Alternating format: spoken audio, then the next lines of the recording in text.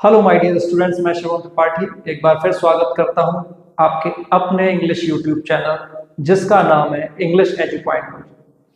तो फ्रेंड्स, आशा करता हूं कि आप सभी लोग बहुत अच्छे से होंगे और आपकी पढ़ाई भी बहुत अच्छे से आप कर रहे होंगे। तो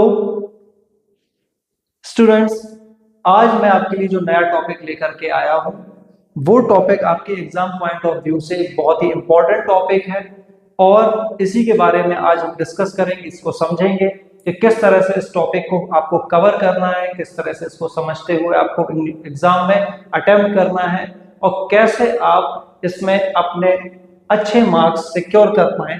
तो चलिए आज अपना ये वाला नया सेशन शुरू करते हैं बिना किसी देरी के।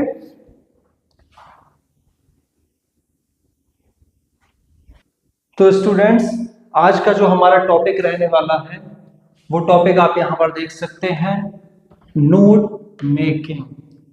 ये एमपी बोर्ड एग्जाम का जो ब्लूप्रिंट तैयार किया गया है उस ब्लूप्रिंट के अकॉर्डिंग एक बहुत ही इंपॉर्टेंट टॉपिक और कंपलसरी मैंडेटरी टॉपिक है, यानी ये टॉपिक आपका एग्जाम में आता ही है। तो ये जो नोट मेकिंग आपका टॉपिक है इसमें आपको, आप देख पा रहे होंगे यहाँ ब्रैकेट्स के अंदर टाइटल प्लस नोट्स लिखा है। मींस जो नोट मेकिंग आप यहाँ करने जा रहे हैं, सीखने जा रहे हैं, उसमें आपको कैसे एक टाइटल लिखना है और कैसे उसके नोट्स बनाने हैं इसके बारे में आज आप सीखेंगे।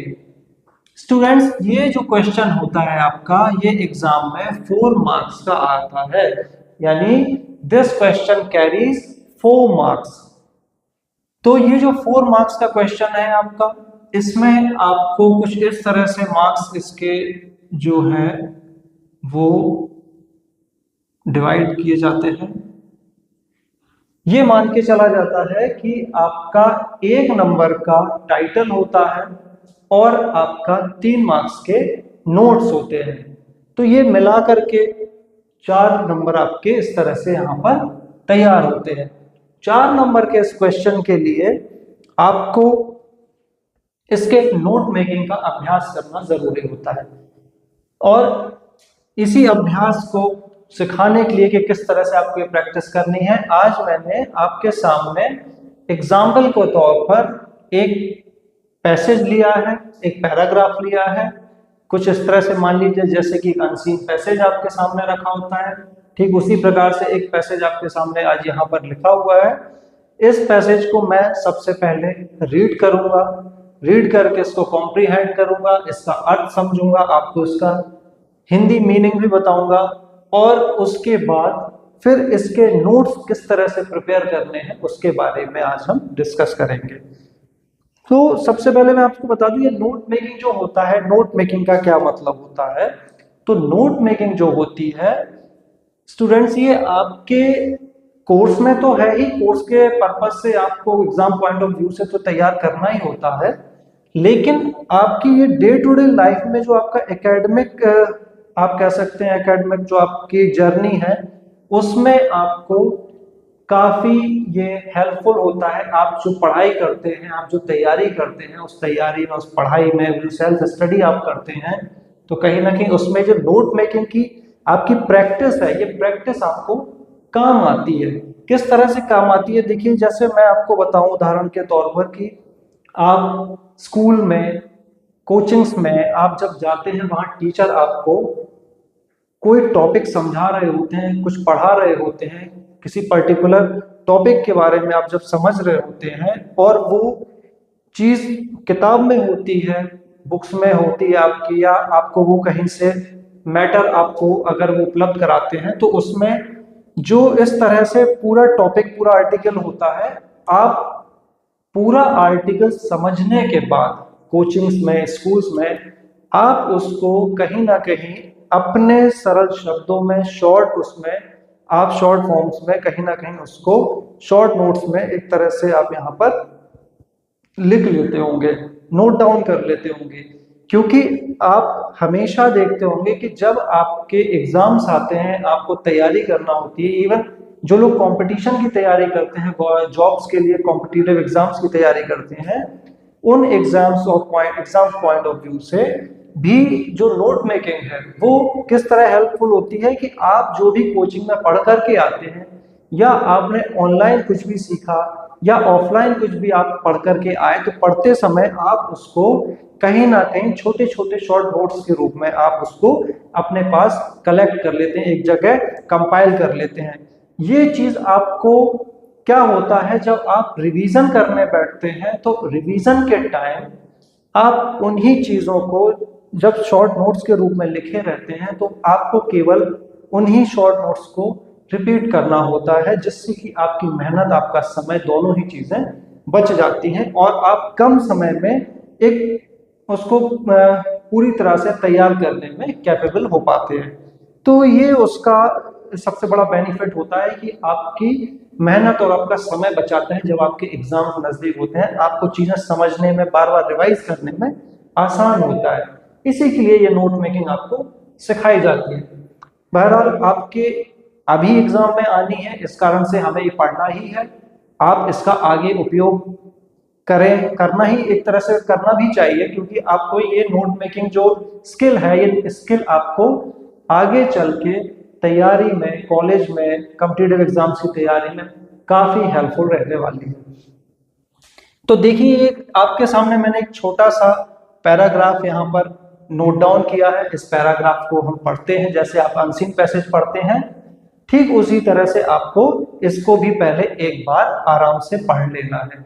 और अगर आपको एक बार में पढ़ा हुआ ये समझ नहीं आ रहा, तो एक बार आप इसको दोबारा से और पढ़ लेंगे, जिस कारण से आपको इसके लेकर के आपकी जो अंडरस्टैंडिंग है वो और बेटर हो जाएगी।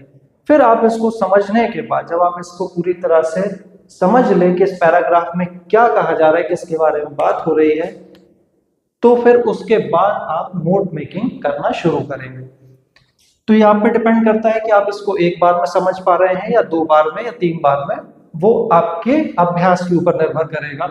तो कोशिश करें कि आप इसका टाइम टू टाइम अभ्यास करते रहें, प्रैक्टिस करते रहें, जिससे कि आपको एग्जाम में इसे समझने में ज्यादा टाइम ना लगे। तो चलिए देखते हैं। Time management always remains a critical success factor. पहला जो सेंटेंस है जिसमें आप देख रहे होंगे, यहां पर एक शब्द आया है, टर्म आई है, time management. Time management means, time को आप सभी जानते हैं, हिंदी में समय कहते हैं, मैनेजमेंट को कहते हैं प्रबंधन। प्रबंधन, प्रबंधन मींस यानी इसको किस तरह से आप व्यवस्थित करें, इसको कैसे मैनेज करें, वो आपका टाइम मैनेजमेंट कहलाता है। किस तरह से उसको उपयोग करें, किस तरह से आप उसको बचाएं, ये सब के कहाँ कौन सा काम आपको पहले जरूरी है वो करना है। आप अपनी प्रायोरिटी सेट कर सकते हैं, प्राथमिकता के आधार पे आप समय और समय की पंक्चुअलिटी, जिसको टाइम पंक्चुअलिटी कहते हैं, वो सब अभी हम आगे इसके बारे में डिस्कस करने वाले हैं। तो ये आपका समय प्रबंधन कहलाता है। तो यहाँ पर है, time management always remains a critical success factor. समय प्रबंधन यानी समय को व्यवस्थित करना, समय का एक तरह से आप कहें, उसको कह सकते हैं कि समय को किस तरह से आप सेट करें, उसको मैनेज करें, अरेंज करें कि ऑलवेज, तो आपका जो टाइम मैनेजमेंट है वो हमेशा एक क्रिटिकल सक्सेस फैक्टर माना जाता है, एक क्रिटिकल सक्सेस फैक्टर रहता है। क्रिटिकल सक्सेस फैक्टर का मतलब होता है आपकी सक्सेस में एक निर्णायक भूमिका निभाने वाला फैक्टर होता है ये। अगर आप अपने किसी भी लक्ष्य पे काम कर रहे हैं, किसी भी उद्देश्य के पीछे आप मेहनत कर रहे हैं, तो उस मेहनत में, उस आपके प्रयास में, उस कहीं ना कहीं आपका जो समय प्रबंधन है, समय को मैनेज करने की जो आपकी स्किल है, वो बहुत महत्वपूर्ण होती है आपको सफल बनाने में। यदि आपके पास टाइम मैनेजमेंट का गुण नहीं है, टाइम मैनेजमेंट की आपकी स्किल नहीं डेवलप की आपने, तो कहीं ना कहीं आप अपने लक्ष्य तक पहुंचने में या तो आपको समय काफी लग जाएगा, या हो सकता है कि आप कभी वहां तक पहुंच ही ना पाए। तो इसके लिए आपको समय प्रबंधन सीखना बहुत जरूरी होता है। आगे one who waste his her time, या हिज यानी पुरुष के लिए और महिला के लिए हर, तो कोई भी व्यक्ति, वह व्यक्ति जो अपना समय बर्बाद करता है, वेस्ट करता है, व्यर्थ कर देता है, can not build a character, वह अपना चरित्र निर्माण नहीं कर सकता, एंड हैज टू सफर, और उसे परेशान होना होता है, इट्स कंसिक्वेंसेस, उसे उसके जो दुष्परिणाम होते हैं, जो बुरे परिणाम होते हैं, उसके कष्टदायी परिणाम होते हैं, दुखदायी परिणाम होते हैं, उन्हें हमें भोगना पड़ता है। आगे देख लेते हैं। If a student neglects his her studies from day to day, no amount of hard work just before the examination will get him through। यहाँ पे एक अच्छी बात कही गई है, आपको अपने जीवन में भी उतारना चाहिए। इफ अ स्टूडेंट, अभी क्योंकि आपकी स्टूडेंट लाइफ है तो आपके लिए बहुत जरूरी एक बात यहाँ लिखी गई है कि यदि कोई विद्यार्थी, कोई छात्र छात्रा अगर अपनी पढ़ाई, स्टडीज मीन्स पढ़ाई, जो आप पढ़ाई कर रहे हैं, जो आपके अध्ययन कर रहे हैं, उस पढ़ाई को आप जो प्रतिदिन अपनी पढ़ाई करते हैं, यदि इस पढ़ाई को आप नेग्लेक्ट कर रहे हैं डे टू डे, यानी दिन प्रतिदिन आप अपनी पढ़ाई के प्रति लापरवाही रवैया अपनाते हैं, लापरवाह रवैया अपनाते हैं, आप समय समय पर अपनी पढ़ाई नियमित रूप से नहीं करते हैं, आप समय बर्बाद करते हैं, टालते हैं पढ़ाई को, तो एक तरह से अंत में no amount of hard work, यानी कोई भी कठिन परिश्रम जो आप परीक्षा के पहले करेंगे वो आपको पर्याप्त नहीं होगा, आपके लिए काफी नहीं होगा। अगर आप ये सोचते हैं कि मैं पूरे साल मेहनत ना करके अपना समय अपने दूसरे व्यर्थ के कामों में लगाता रहूं, समय बर्बाद करता रहूं, और जब एग्जाम्स आएंगे तो एग्जाम्स के कुछ दिन पहले मैं या गैप्स में मैं पढ़ करके और एग्जाम दे आऊंगा अच्छे से, तो ये आप एक बहुत बड़ी गलतफहमी में रहते हैं। क्योंकि जो आप यहाँ पर हार्ड वर्क जो कर रहे हैं वो आपका प्रतिदिन का जो थोड़ा थोड़ा अभ्यास है उसको टक्कर नहीं दे सकता। कहीं ना कहीं आप यहाँ पर उतना तैयार अपने आप को नहीं कर पाएंगे जितना आप प्रतिदिन थोड़ा थोड़ा नियमित रूप से अपने आप को तैयार कर पाएंगे। इसलिए कहते हैं कि कंसिस्टेंसी इज द की, आपको कंसिस्टेंट रहना पड़ेगा, यानी नियमित रूप से आपको अपनी मेहनत करते रहना पड़ेगी, भले ही थोड़ी थोड़ी करें। Those who understand the importance of time, वे लोग जो समय के महत्व को समझते हैं, प्रैक्टिस पंक्चुअलिटी इन लाइफ, जिस भी व्यक्ति को समय का महत्व मालूम होता है, जो व्यक्ति समय की कीमत जानता है, वह व्यक्ति अपने जीवन में पंक्चुअलिटी का बहुत अभ्यास करता है। पंक्चुअलिटी का अभ्यास, पंक्चुअलिटी मीन्स होता है समयबद्धता, समय की जो आप समय का पाबंदी है, समय के पाबंदी पर बहुत उसका अभ्यास करते हैं, समय का पाबंद बनने का बहुत अभ्यास करते हैं जीवन में। अ पंक्चुअल पर्सन, एक ऐसा व्यक्ति जो समयबद्ध है, समय के प्रति पाबंद है। One who uses his time consciously, और जो व्यक्ति अपने समय को बहुत सावधानी पूर्वक खर्च करता है, मतलब एक व्यक्ति अपना जो समय है उसके पास, उस समय को बड़ी समझदारी से वो विभाजित करता है कि मुझे किस जरूरी काम में कितना समय देना है, कब देना है, किस प्रकार से देना है, इस सब का यदि वो बहुत समझदारी से, बहुत सावधानी पूर्वक ध्यान रखता है, गेट सक्सेस इन लाइफ, वह व्यक्ति ही जीवन में सफलता प्राप्त करता है, सफल होता है। Successful man in all spheres of life are people who made proper use of every moment. आखिरी लाइन है जो पूरे उसका सार एक तरह से कह देती है, पूरे पैराग्राफ का सार निकल करके पूरा, जिसको आप कह सकते पूरा निचोड़ इस लाइन में है कि successful man in all spheres, यानी दुनिया के जितने भी क्षेत्रों में, जितने भी विभिन्न आप कह सकते हैं आयामों में, या एक तरह से पर्टिकुलर हर फील्ड में जितने भी सक्सेसफुल लोग रहे हैं, सक्सेसफुल नहीं सफल लोग रहे हैं, चाहे वो दुनिया के किसी भी क्षेत्र में हो, आर पीपल, वो लोग हैं who made proper use of every moment, जिन्होंने अपने समय का, अपने प्रति समय के हर क्षण का, हर मोमेंट का बहुत ही सावधानी से उपयोग किया है, बहुत ही समझदारी से उपयोग किया है। मीन्स सारे सफल व्यक्ति कहीं ना कहीं आज अगर वो सफल हैं तो उसके पीछे एक बहुत बड़ा कारण ये रहा है कि उन्होंने अपने समय को बहुत ही व्यवस्थित ढंग से खर्च किया है, और इसी कारण से वो आज दुनिया में बाकी के जो असफल लोग हैं या जो सफल उस स्तर पे नहीं पहुंच पाए, कहीं ना कहीं उन लोगों से उन्हें अलग और बेहतर बनाती है। तो ये जो एक आदत है, इस आदत को मुझे लगता है कि सभी व्यक्तियों को अपने जीवन में इसका अनुसरण करना चाहिए। उनका एक एक क्षण उन्हें मालूम होना चाहिए, एक एक पल के मुझे कहां पर इसको किस तरह से खर्च करना है। तो ये हमारा एक छोटा सा पैराग्राफ था। इस पैराग्राफ के बाद अब हम इसको किस तरह से नोट्स में कन्वर्ट करेंगे।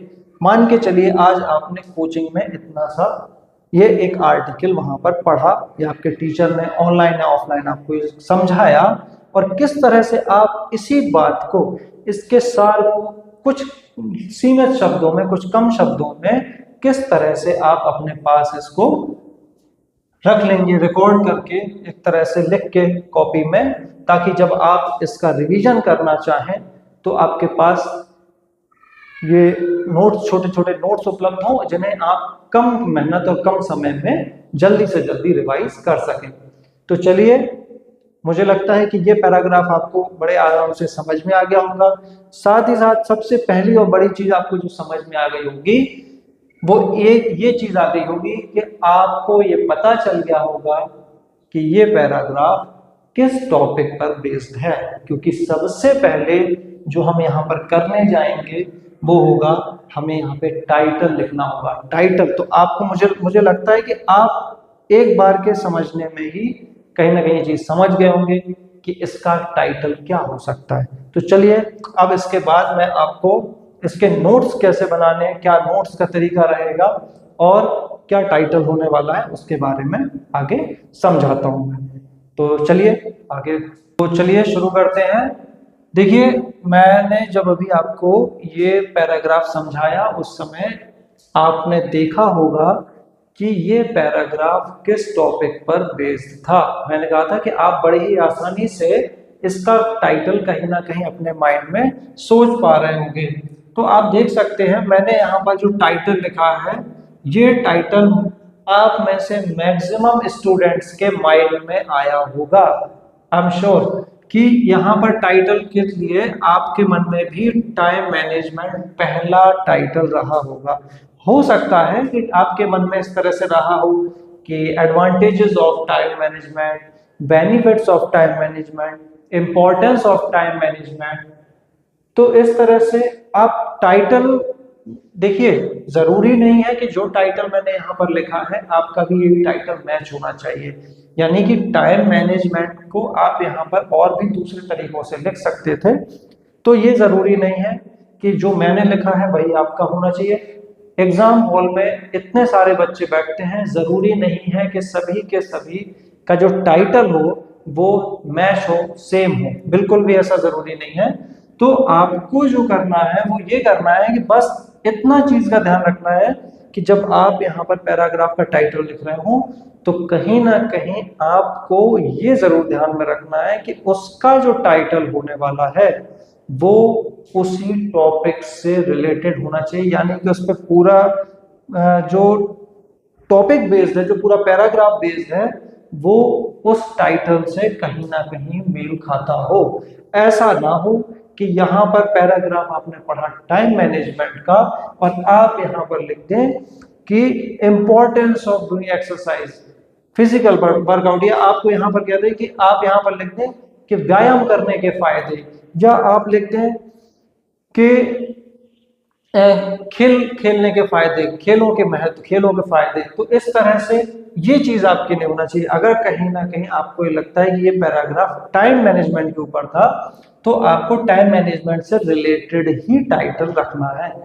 टाइटल आपका रिलेटेड होना चाहिए, उससे संबंधित होना चाहिए, रेलेवेंट होना चाहिए। यानी कि अगर आपका ये टाइटल उस पैराग्राफ से कहीं ताल्लुक ही नहीं रखता, कोई संबंध ही नहीं रखता, तो फिर यहाँ आपको जो 1 नंबर मिलने वाला था वो 1 नंबर आपका कट जाएगा, आपको नहीं मिलेगा। फिर आप कहेंगे कि मैं टाइटल तो लिख के आया। तो टाइटल लिखना ही काफी नहीं है, साथ में हमें ये भी ध्यान रखना होगा कि जो हमारा टाइटल होने वाला है वो टाइटल हमारा उस पैराग्राफ से रिलेटेड है, उस पर बेस्ड है कि नहीं। अगर नहीं तो आपको यहाँ पे मार्क्स नहीं दिए जाएंगे। तो मुझे लगता है कि इतना भी कोई कठिन नहीं है। जब आप उस पैराग्राफ को 1 बार 2 बार पढ़ लेंगे तो वो टाइटल आपको कहीं ना कहीं आपकी नजरों में वो आपको उभर करके दिखने लगेगा कि इसका टाइटल ये हो सकता है। तो खैर, टाइटल हमारा हो गया टाइम मैनेजमेंट। जैसे आप अपने तरीके से भी लिख सकते हैं किसी भी तरह से, importance of, advantages of, benefits of, merits of time management, कुछ भी कर सकते हैं आप। और जब आपको कुछ नहीं समझ में आए तो सिंपल सा आप लिख दीजिएगा टाइम मैनेजमेंट। यानी जो कॉपी चेक करने वाले टीचर होंगे वो तुरंत देख करके समझ जाएंगे कि हाँ, बच्चे को पैसेज समझ में आ गया, उसने कहीं ना कहीं उसका सार समझ लिया कि ये जो टाइटल है वो किसके ऊपर बेस्ड है। तो ये टाइम मैनेजमेंट आपका लिख दिया। अब ये टाइटल हो गया। टाइटल आपको ऊपर रखना है। टाइटल को हिंदी में कहते हैं हम शीर्षक। उसमें लिखा है शीर्षक। शीर्षक मतलब शीर्ष, शीर्ष से मतलब होता है ऊपर। तो टाइटल जो होता है वो हमेशा ऊपर रखा जाता है।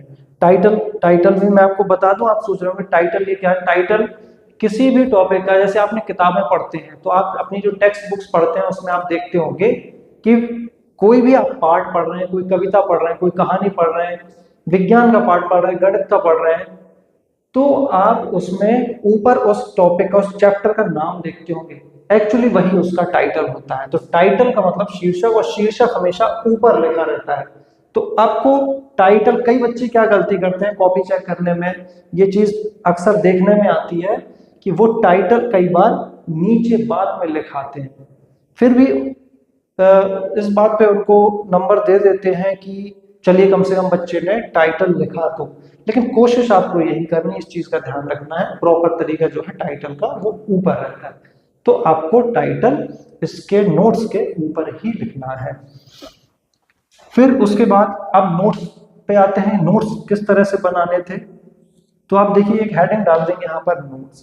ये आपकी मार्जिन लाइन होती है यहाँ पे कॉपी की, जो आपके, जिसको आप हाशिया भी कहते हैं। तो हाशिया जो है आपका वो यहाँ पर आप लाइन आपकी हो जाएगी। और इस लाइन के अब हम यहाँ से शुरू करेंगे। पॉइंट 1 डाला हमने, पहला पॉइंट डाल करके हमने लिखा disadvantages of wasting time, means समय को बर्बाद करने के नुकसान, क्या हानियां होती हैं अगर हम समय को बर्बाद करते हैं। क्योंकि उस पैराग्राफ में बताया गया कि यदि आप अपना समय सही ढंग से उपयोग नहीं करेंगे, उसे व्यर्थ करेंगे, व्यर्थ गवाएंगे, बर्बाद करेंगे, तो उसके क्या क्या परिणाम होंगे। तो देखिए उस चीज को, जो पैराग्राफ था इतना बड़ा, उसको आपने कैसे छोटे छोटे पॉइंट्स में लिख लिया है। कांट बिल्ड अप कैरेक्टर, यानी आपका चरित्र निर्माण नहीं हो सकता यदि आप समय बर्बाद कर रहे हैं। अब आप देख रहे होंगे कैरेक्टर को हमने यहाँ पर कुछ इस तरह से, इसमें कैरेक्टर की स्पेलिंग कुछ इस तरह से उसको शॉर्ट कर दी है। ये एक फीचर होता है नोट मेकिंग का। ये चीज इसलिए करी जाती है ताकि इससे आपका समय बचे। तो आपको भी इस तरह की प्रैक्टिस कर लेनी है कि अगर कहीं आप बड़ा शब्द देखते हैं, जैसे कि कैरेक्टर आया, कॉन्सिक्वेंसेस आया, मैनेजमेंट आया, तो इस तरह के शब्दों को आप, उनका ये जो बीच बीच में वॉवेल्स हैं, इनको आप हटा करके केवल कॉन्सोनेंट्स भी आप लिख दें तो ये शब्द आपका सही मान लिया जाएगा। लेकिन ये केवल नोट मेकिंग में होता है अलाउ। ऐसा नहीं कि आप इसको कहीं भी इस तरह से स्पेलिंग इसकी आप इस तरह छोटी करके लिखें। तो ये केवल यहीं पे मान्य होता है नोट मेकिंग में। और ये सहूलियत दी जाती है आपके मैटर को छोटा करने के लिए, कि आपका समय बचे, आपकी मेहनत बचे, आपके छोटे छोटे पॉइंट्स बने। क्योंकि नोट्स का उद्देश्य ही होता है कि हमें रिवीजन करना है, तो जल्दी उसके लिए क्विक जो आपके वो होते हैं नोट्स होते हैं छोटे छोटे, उसको आप इस तरह से बना सकें कि जिसमें आपको दोबारा ज्यादा फिर से समय ना देना पड़े। तो कैरेक्टर जो है इसको आपने इस तरह से लिख देंगे। तो ये वाला आप ना लिख करके अगर ये लिखेंगे तो भी आपका बिल्कुल सही रहेगा। और इस तरह से लिखना भी आपको चाहिए, क्योंकि ये ऐसा नोट मेकिंग में बताया जाता है कि बच्चों को अभ्यास करवाएं, बड़ी स्पेलिंग्स जो है उन्हें आप छोटा करके इस तरह से लिख सकें। इसी में दूसरा पॉइंट था has to suffer consequences. Means अगर कॉन्सिक्वेंसेस का मतलब होता है परिणाम, रिजल्ट। तो अगर आप अपना समय बर्बाद करते हैं तो उसका एक नुकसान ये भी है कि आपको उसके दुष्परिणाम भोगने होते हैं। तीसरा है no hard work before exam will be helpful. यदि आप अपना समय बर्बाद करते हैं तो आप उसके पहले जो कठिन परिश्रम करेंगे परीक्षा के जस्ट पहले, वो आपको ज्यादा हेल्पफुल रहने वाला नहीं, ज्यादा मददगार साबित नहीं होगा।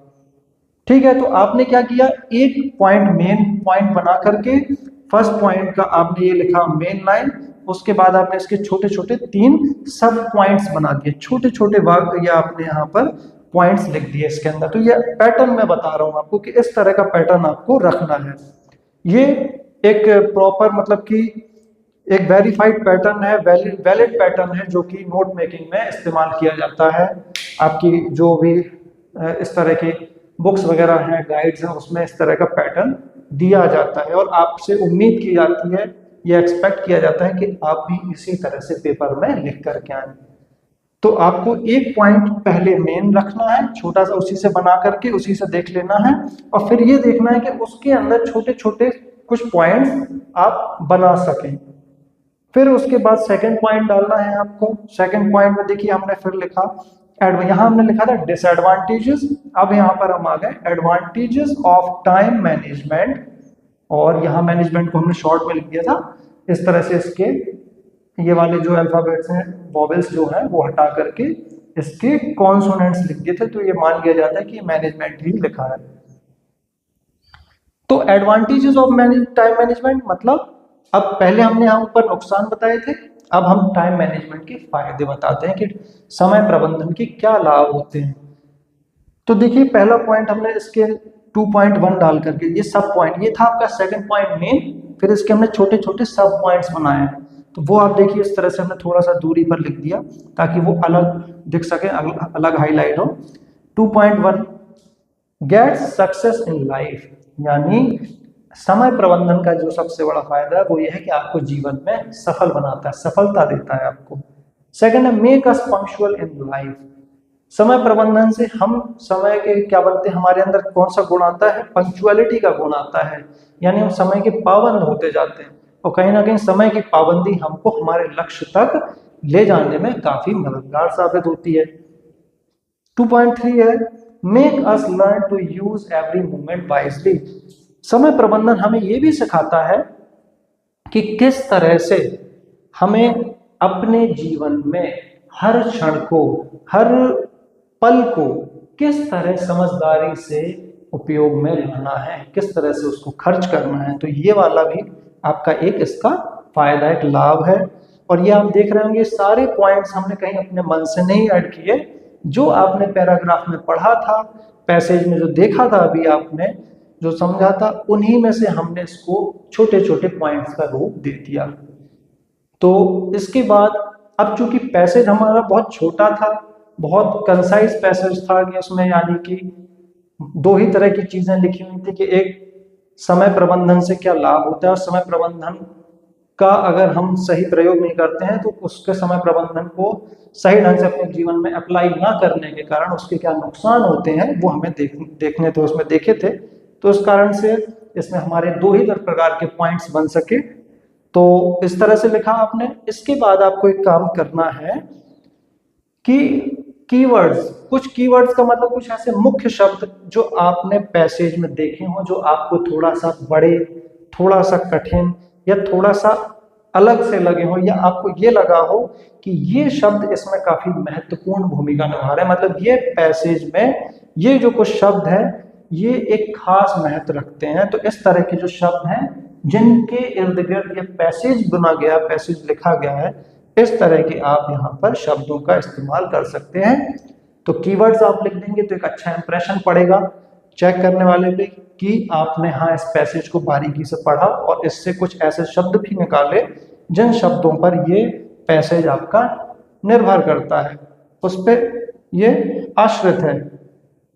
मैनेजमेंट एक शब्द है, एक कॉन्सिक्वेंसेस है, पंक्चुअलिटी है, कॉशियसली है, सक्सेसफुल है।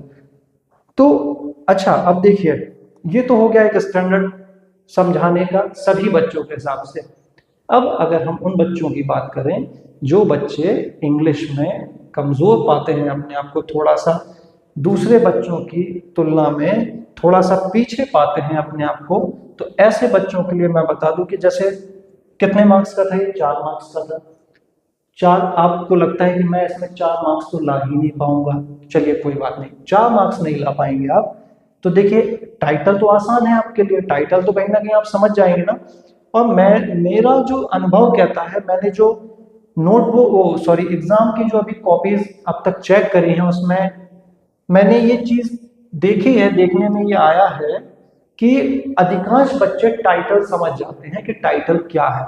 हाँ भले ही वो टाइटल को टूटा फूटा कुछ भी लिख दें, लेकिन इतना उन्हें पता होता है कि ये किस पे बेस्ड पैराग्राफ था, तो पैराग्राफ के ऊपर वो एक छोटा सा टाइटल ढूंढ ही लेते हैं। तो मुझे लगता है कि ये चीज आपके लिए कठिन नहीं होने वाली। तो 1 नंबर तो यहाँ पे आपका पक्का ही है, ये समझ के रखिए कि 1 नंबर आप यहाँ पर बड़ी आसानी से ले आएंगे अगर आपने पैसेज को ध्यान से पढ़ लिया तो।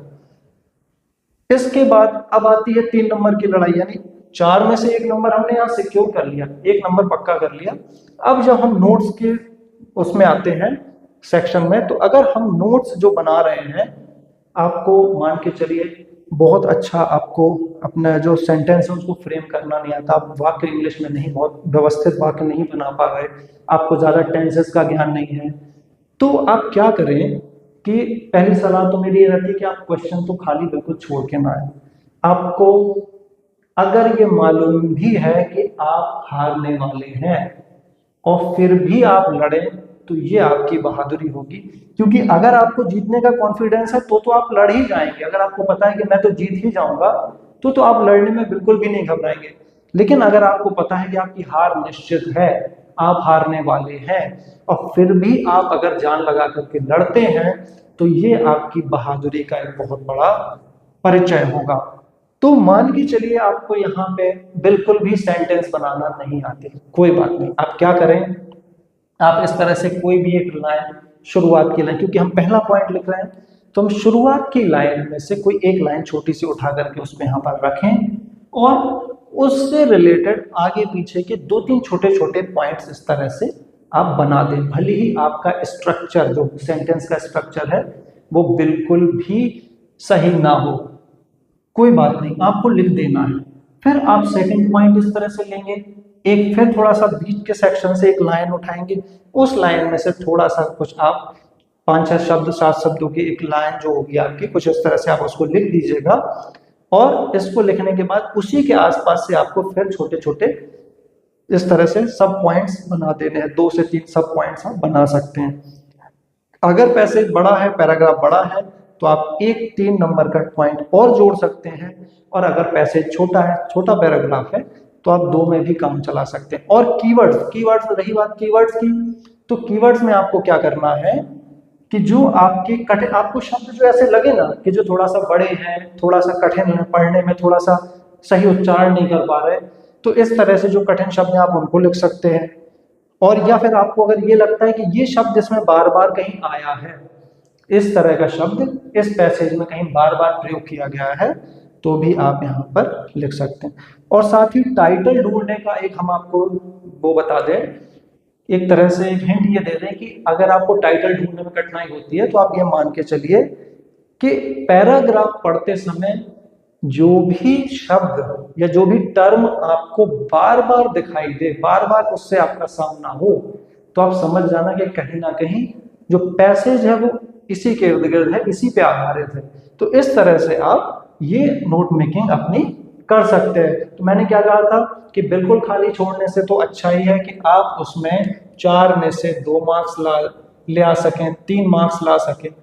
और यकीन मानिए स्टूडेंट्स कि अगर आप इसमें टूटी फूटी कोशिश भी करके आते हैं, यानी किसी तरह गिरते पड़ते आप इतना करके आते हैं, भले ही थोड़ा सा गलत है अंदर का, सेंटेंसेस सही नहीं फ्रेम है आपके, तो भी आप चिंता, ग्रामेटिकल एरर्स हैं आपके में, तो आप चिंता ना करें। आपकी लिखने की कोशिश को देखते हुए आपको ऐसा नहीं है कि इसमें 1 नंबर ना दिया जा सके। तो 1 नंबर अगर आपको इसमें मिल गया और 1 नंबर टाइम मैनेजमेंट में मिल गया, हो सकता है आपको आधा नंबर कीवर्ड्स का दे दे कि कीवर्ड्स भी लिखे हैं आपने। तो इस तरह से आपको 2 से लेके और 2.5 नंबर, यानी 2 से 2.5 नंबर की तो आप ये समझिए कि एक प्रकार से आपकी गारंटी हो जाएगी।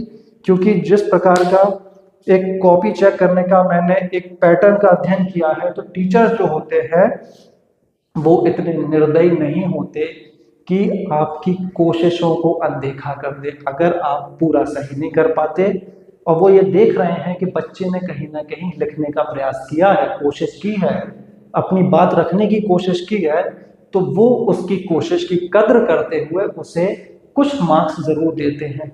और ये टीचर्स ऐसा नहीं है कि अपने आगे देते, ऐसा उनको जो बोर्ड है हमारा, जो माध्यमिक शिक्षा मंडल है, उसकी भी कहीं ना कहीं गाइडलाइंस है, उसमें वो ये कहते हैं, ये सिखाया जाता है हम लोगों को ट्रेनिंग में कि आप बच्चों की जो बात जो वो एक्सप्रेस करना चाह रहे हैं, जो वो कहना चाह रहे हैं, अगर भले ही वो उसको प्रॉपर वे में नहीं कह पा रहे और आपको लगता है कि वो कहीं ना कहीं अपनी बात कह रहा है, कह पा रहा है किसी तरह से थोड़ी बहुत भी, तो उसको कुछ उसकी मतलब एक होता है ना कि उसके हक के वो नंबर तो उसे कम से कम आप देना ही चाहिए।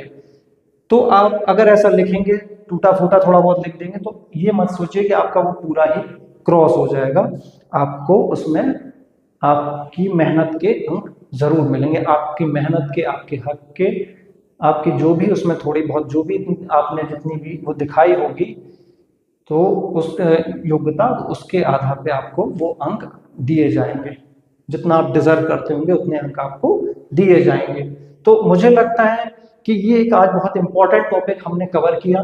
इस टॉपिक का पेपर में आना तय होता है ब्लूप्रिंट के आधार पे। मेरी जो पहला ये वीडियो है मेरा इस चैनल पे, वो मैंने एमपी बोर्ड के ब्लूप्रिंट पर अपना पहला सेशन लिया था, पहली क्लास ली थी, और उसमें मैंने पूरा डिटेल में समझाया था कि कौन सा टॉपिक कितने मार्क्स का पेपर में पूछा ही जाता है। तो ये एक बहुत ही कंपलसरी, बहुत मैंडेटरी टॉपिक है, अनिवार्य टॉपिक है, ये पेपर में आएगा ही आएगा। 4 मार्क्स का ही आता है। 4 मार्क्स में अब आपकी मेहनत है, आपका अभ्यास है कि आप 4 में से कितने मार्क्स ला पाते हैं। तो स्टूडेंट्स, आज का टॉपिक यहीं पे कंप्लीट हुआ, फिनिश करते हैं इसको आज। एक नए टॉपिक के साथ अगली क्लास में फिर मुलाकात होगी। तब तक के लिए अपना ध्यान रखिए, खुश रहिए, स्वस्थ रहिए, मस्त रहिए, इसी तरह सीखते रहिए, मेहनत करते रहिए। तब तक के लिए गुड बाय, टेक केयर।